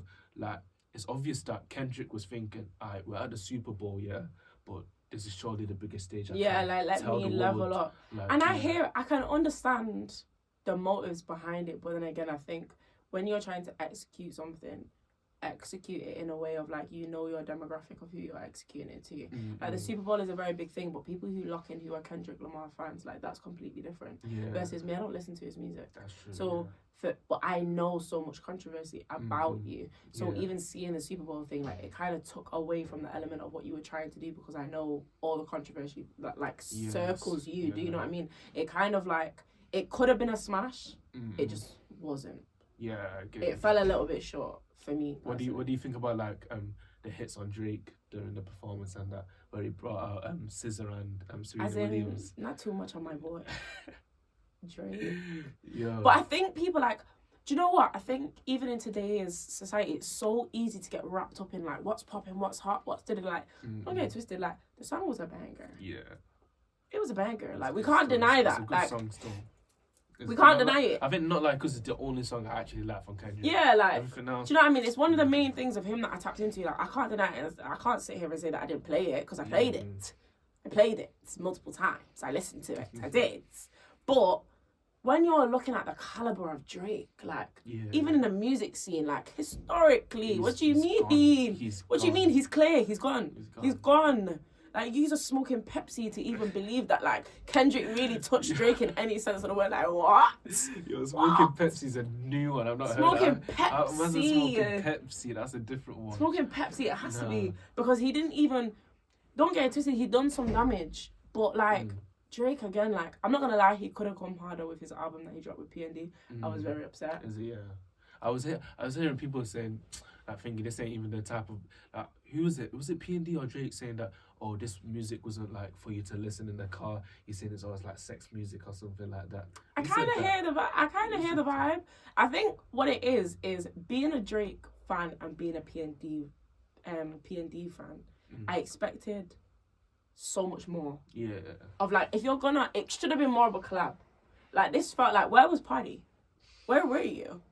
Like, I was searching, I was looking for you. I enjoyed your moments, but, like, where were you? And then, like, with Drake, like, I feel like he incorporated so many things. Like, there's one song where he's what is it, Spanish? Is it Spanish? And I just thought, like, where are we? Yeah. Like, what's going on? What's happening? This is why Kendrick beat your ass. Like, this is why he is beating your ass. I feel like, Kendrick's latching on the fact that most of these rappers, they're like past their prime kind of thing. So the way he's like, making diss tracks on them is making him like a bigger artist. He's getting a bigger hype. But when you are like genuinely a music fan or you enjoy somebody's music, somebody like Drake, you're not taking him down. Like with one diss track. Do you know what I mean? Like your songs slap, don't get twisted. But you see as soon as Drake said he's releasing an album with P&D, everyone converted back. Bro, it's gone. The crickets I was hearing across the nation. Crickets. Drake's catalogue is actually mental. Like this guy, even ranging from the US to the UK now, even when he announced that he's gonna perform at Wireless. Yes. Have you seen that? Yes. It's just mad. Like, but he gave us banger after banger after banger after banger after banger after banger. Kendrick, I'm sorry. I don't want to say who are you, because you know who you are, but like in comparison, like for me again, like because Drake's always gonna. Do you get it? Yeah. It was a smart move. It was a very smart business play. 100%, hands down. You've got to give Kendrick Lamar and his whole team props for it. Yeah. But somebody like Drake, baby girl, it's gone still. Come on now. What do you think about the Wireless situation? Because they were saying that when Drake obviously announced that he's performing at Wireless, but they said Drake and Mandem, from the UK. Have you seen that? Yeah. Do you think that's something bad or like that's just normal? Because I was thinking that if you're saying Drake, obviously we just said he's the biggest artist, obviously he's gonna make the most traction to attract people. But like if you're saying Mandem, it's just bringing more like ambiguity and that type of stuff. I think it's a very smart business play. I think one thing that people need to tap into as a consumer, you get frustrated because you don't know who's there. But from a business side, it's such a smart play. Yeah. Because if you drop a name, it's like now, who can I think in like the US that's like amazing? Name somebody in the US that's massive. I was gonna say maybe Future. Okay, cool. It's like Future saying I'm coming and doing a tour in the UK. and I've got special guests. Yeah. Automatically, you're thinking, who's featured on songs with? And you're going down the list, and you're hyping yourself up because you're thinking, oh, it could be,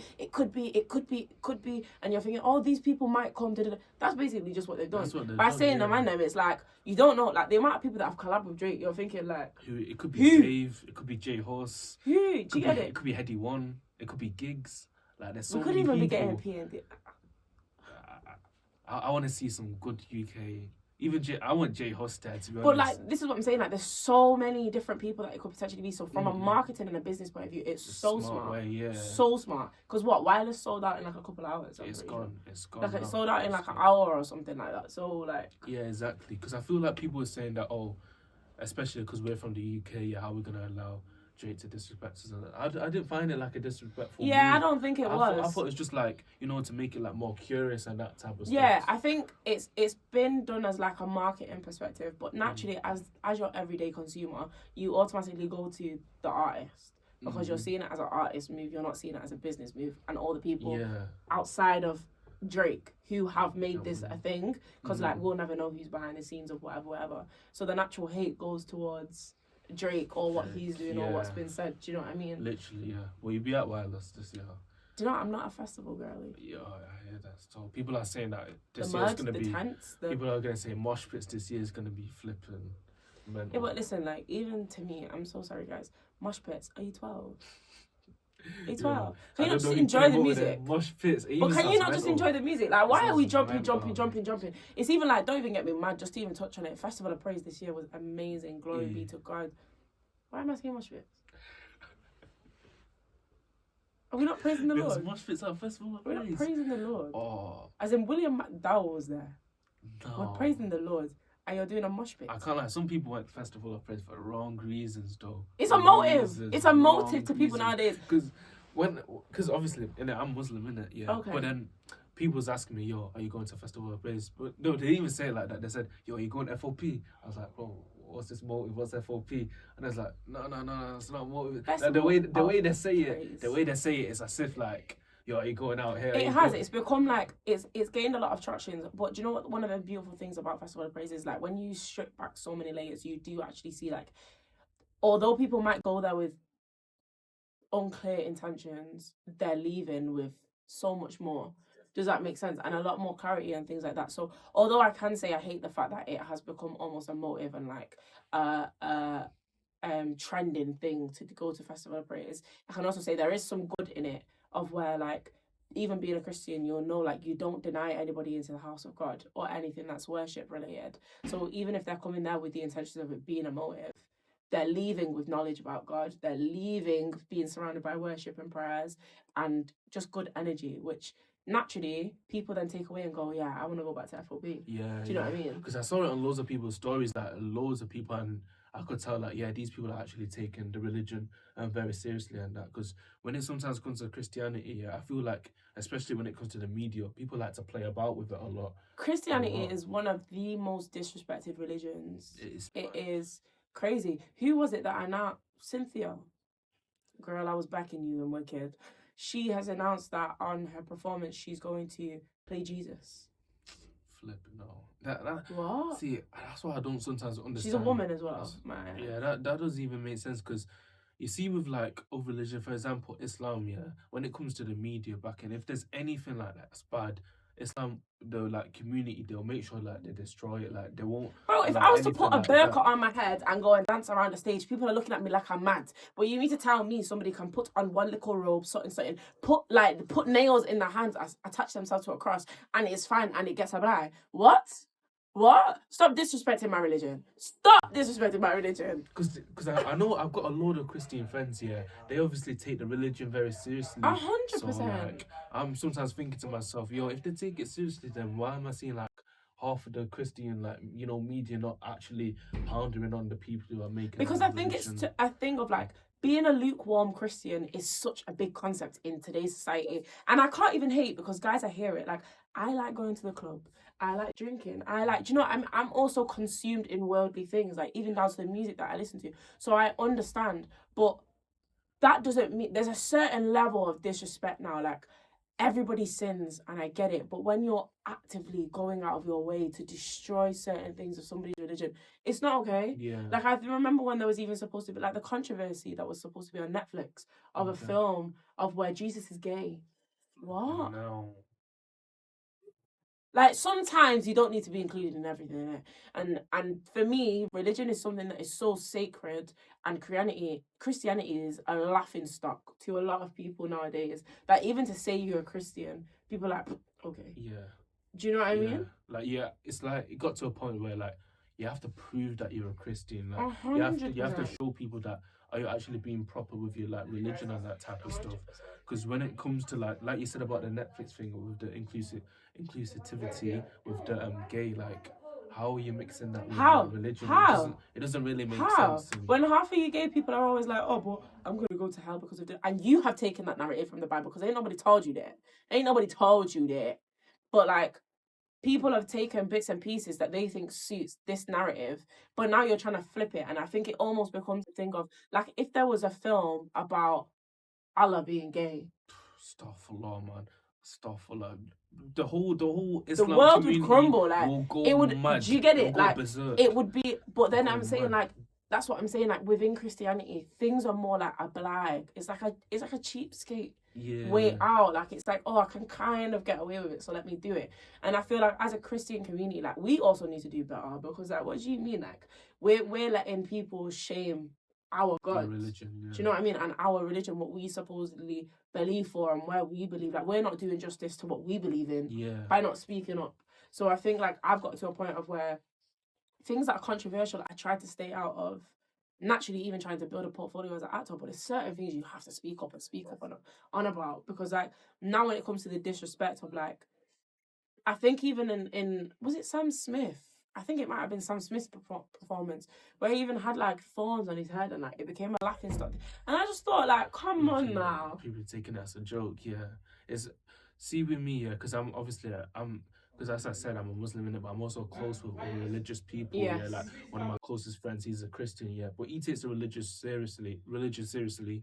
And then I've talked to him about like, yo, what do you think about people disrespecting it openly, but then no one's actually talking about it? Like, I've only seen a few people talk about it, but then when it comes to like maybe like Twitter, for example, they don't make sure that to the people that it's clear that this shouldn't be happening in your religion. Like the especially with Sam Smith, because I'm pretty sure he swings that way, innit? Like I'm pretty sure. He swings like slightly to the left. Yeah, he swings that way, innit? Slightly that way. Why is he wearing thorns in his head? Like, do you understand what I'm saying? Like, and I think it's a thing of where now, like, we all have to kind of do our part. Like, but I think that extends to every religion, because I feel like once they start with one, it's gonna just have an impact. Like, I'm not very tapped into things like Judaism or Buddhism or Hinduism or Sikhism or like any other things like that. Like, I know quite a lot about Islam because again I have Islamic friends, but I'm not tapped into other religions like that to even know if they take the mick out of other religions. Like, I predominantly know about Christianity, do you know what I mean? So like, even if it is a thing of where they're doing it in more than one community, it is on all of us who follow whatever faith to also stick up and stand up for each other, because naturally, like, we're all brothers and sisters in religion. Do you know what I mean? Literally, definitely. And also, we all believe in one God, and Amen. Literally, we all believe in one God, and we know, like, you literally know the right and wrongs. Like, everyone knows there y'all are not dumb. There should be a consensus. Like, y'all are not dumb. Even just using your common sense, you should know. All right, this can be mixed with this.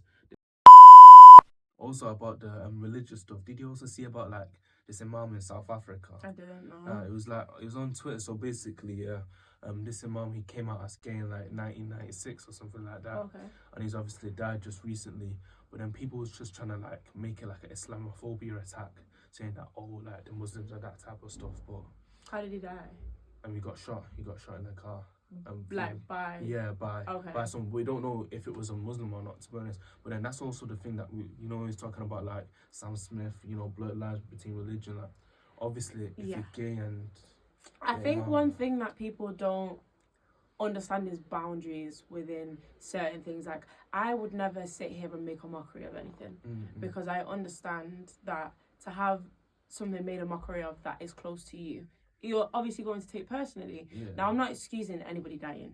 There's a point blank period of where in morality amongst any human, we know not to kill one another. Yeah. Do you know what I mean? Yeah. So I'm not excusing that somebody lost their life or whatever, but there's almost a thing of like, you wouldn't go to Dubai and be there half naked because you know their laws, you know their principles, you know certain things. And I think when you do certain things so blatantly, you're asking for a reaction. Yeah. Maybe, I'm not saying that that excuses the fact that a life has been taken and maybe it shouldn't have been to that extent. However, there's certain ways you can go about situations. And when you're actively putting yourself in situations where only negativity can come from it, that's all you're looking for. What is the point that you're trying to prove? Like, I think a very big thing of when they're then hating on Islam and Muslims, it gets taken too far. It's almost like you look at it and think, oh, we've come so far as a generation and as a society. And then it's like, okay, but have we? Because the Ariana Grande bomb type that happened in Manchester, like, people started getting, like, their headscarves and burqas and, like, everything started going left. Like, how are you now disrespecting people who've got nothing to do with you, living casual day lives? Muslims were getting beaten up in the roads, like, and all things like that. Then you look at, even from a different racial aspect, Saka, that was a dark day for, like, literally the whole black community. For that day, I remember that day in high school. It was just like, I wasn't even thinking of coming into school that day. Do you know what I mean? And I feel like, again, when you look at it, it's almost like we've made so much progression, but have we? Have we really made that much progression as a society or a community to say, you know, racial attacks don't still happen, different religious things, like even down to being discriminated against or prejudiced or whatever? Like, have we actually really come that far as a society to say that we have mitigated certain things or we've moved along? Because in my book, we haven't. No, definitely not. We now have laws that stop people from doing things, but clearly when too many people are on the bandwagon, that kind of gets a bye. Because how the thing even happened with Saka, I was astonished. How the thing even happened after the Ariana Grande thing about people, like, Muslims not even feeling safe to walk out of their homes. What? It's disgusting, man. It's disgusting. I feel like the world we live in, they just need to teach people from early that this is not acceptable, because when it dates back to racism, it's happened, like slavery times and all that stuff. So it's kind of like embedded into like 100%. society. But if kids don't understand like the true impact of what it's had on black people, people of ethnic minorities, then they won't be able to grow up and understand the full scale. I think it's important. It's definitely important, because even when you look at what you was taught in school, like, I can go back to like when we learnt about Black History Month and they thought they were doing their part because, you know, they had jerk chicken in the canteen or whatever. Like, even when you look at that, I can't remember learning about any black monumental people other than Martin Luther King and Rosa Parks. I don't think I even learned about them, to be honest. But like, how many other people were there other than Martin Luther King and Rosa Parks? Like, just because you believe that you're doing something that slightly helps you be cultured doesn't mean that you're actually helping resolve the problem. If anything, you're adding more to it. Because I remember, I don't know if you were like in school, if you would have had the same experience. I know a lot of people my age would have. Like, being in school and when Roots got shown in English class, and now the teacher's asking for your input, but the first people they go to are the black people in the class or the ethnic minorities. They're like, so how do you think that? And it's like, brother, I wasn't there. I didn't live on, I wasn't picking cotton, bro. Bro, I was not on the field with my ancestors picking cotton, singing Wade in the water. That wasn't me, you get that, right? Do you know what I mean? Like, and it's almost like a smack in the face when they come to you, because it's like why would I know, G? Why would I know? Do you know what I mean? Or the emphasis in mice and men to say the N-word. I'm happy I wasn't around that time, you know. I'm happy because I know some of my friends actually had to experience that, but I'm lucky that it was said with conviction. Like, from my English teacher, you would have thought she excelled in drama that day. No. Why would you just say that? Like, and the blatant stares after you said it to peek around the room. To go from the book, she looked at the book and then looked to look at the book, to look at us, to go back to the book. Wild. That to me is mental. But like, again, you're part of the problem, because although you don't think you're being racist, you are. You're being racist, yeah. I think one of my friends was talking to me about like the same incident, but they made sure that teacher got she lost her job, that teacher. during that massive. But like, and again, I understand it's part of literature and but sometimes you have to understand the meaning behind things before you do things. You know what I mean? Like, even the fact that people don't even understand what the N-word constitutes as. Like, you just think, oh, but black people say it in songs and I don't agree with using the N-word, even though I do every now and again. Sorry, guys.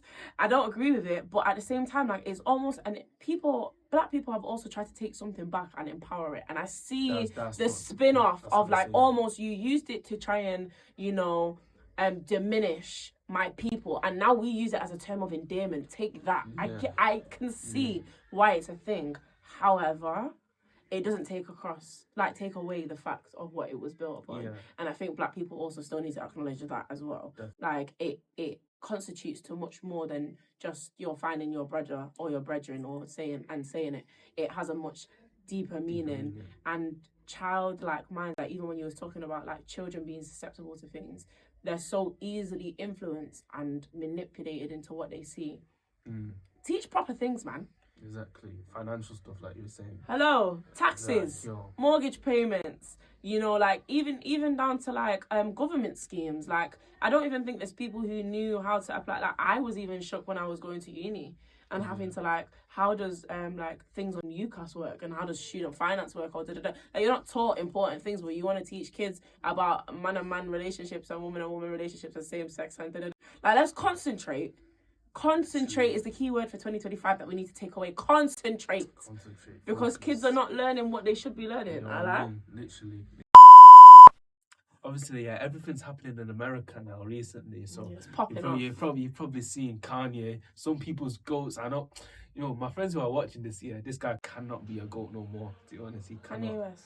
He can. In fact, let me see if I can find these tweets. I am convinced. I'm convinced he's a simulation. I am convinced he's AI. I'm convinced he can't be real. He can't be real. Now, guys, he can't be real. Like, surely not. I don't.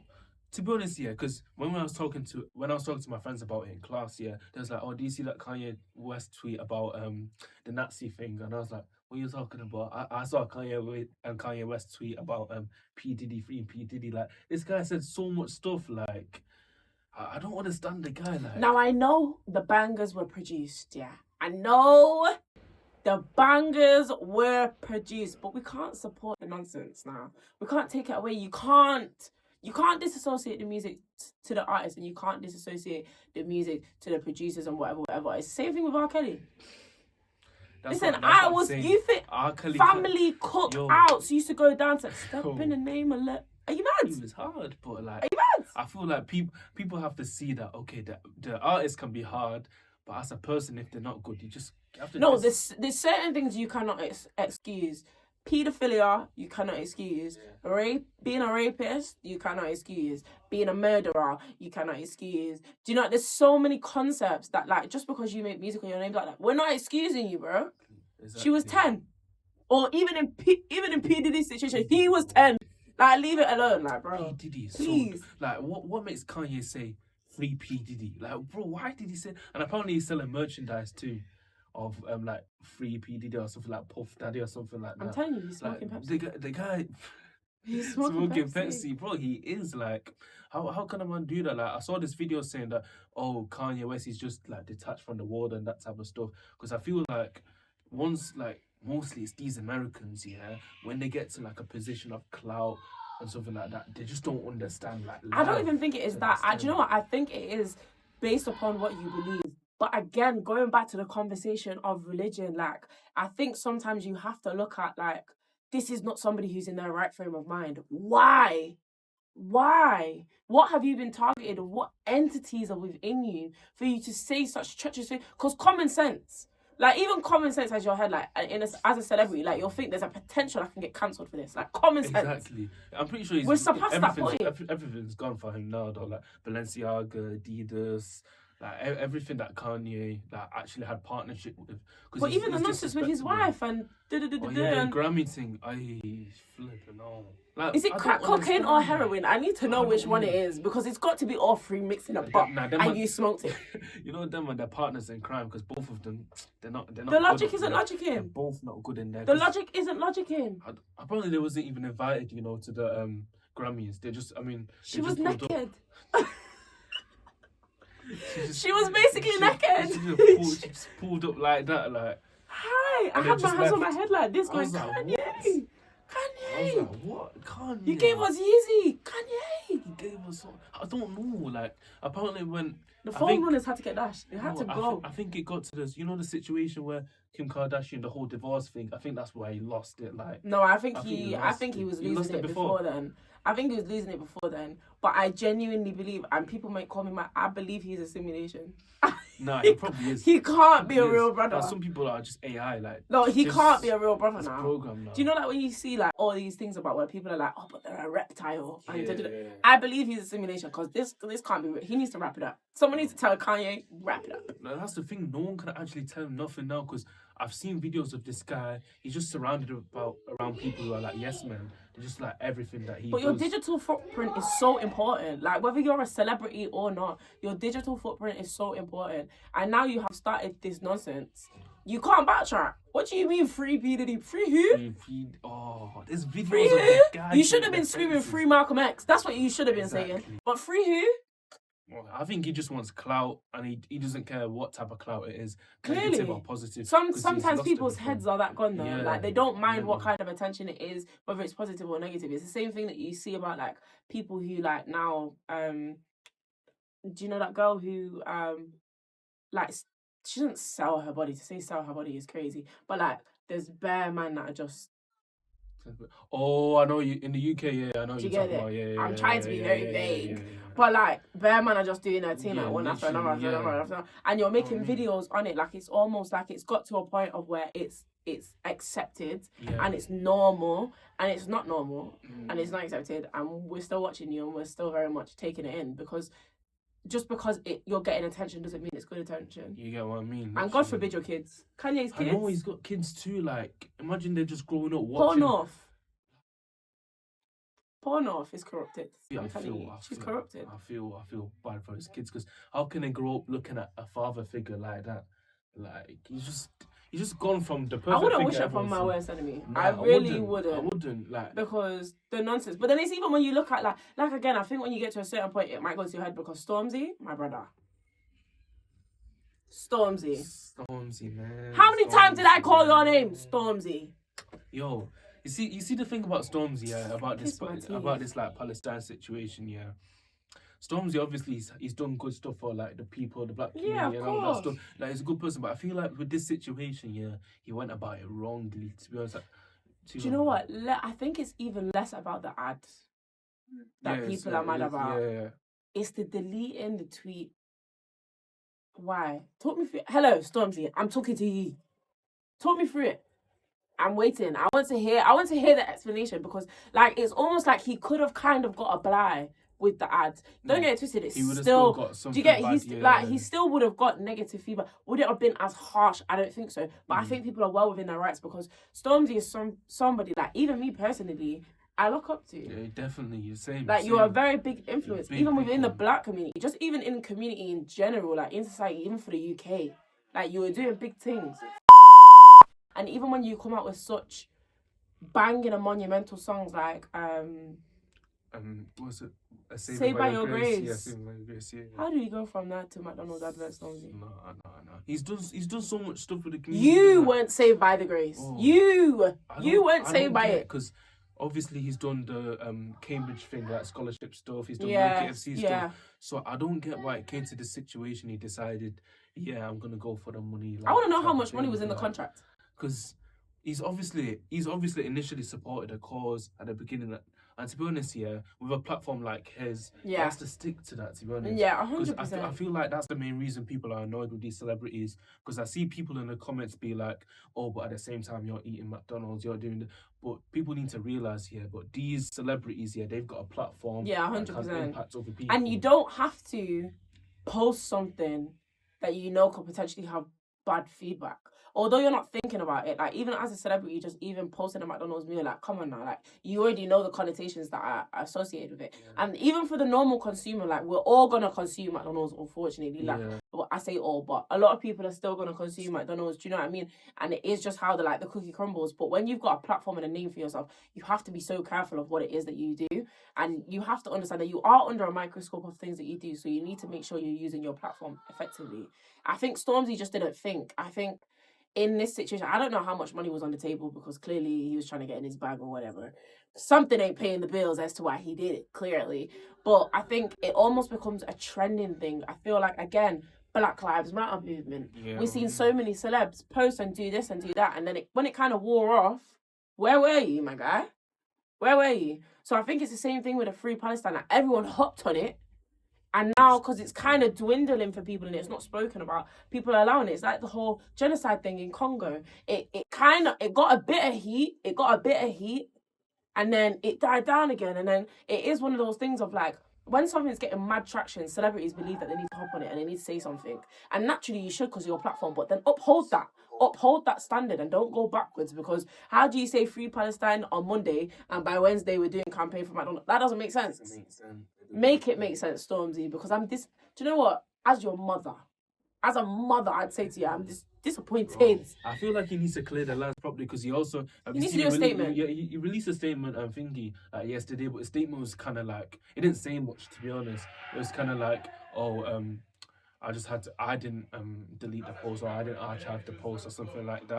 Just basically not telling us much. But then even you as an artist or a celebrity, you have a certain control over your media. And if you don't, then you need to look into your media team as to what is going on.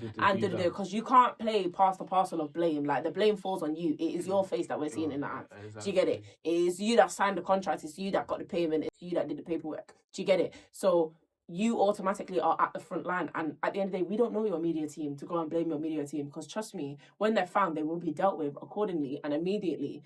But the heat comes to you and you have to know that. Yeah.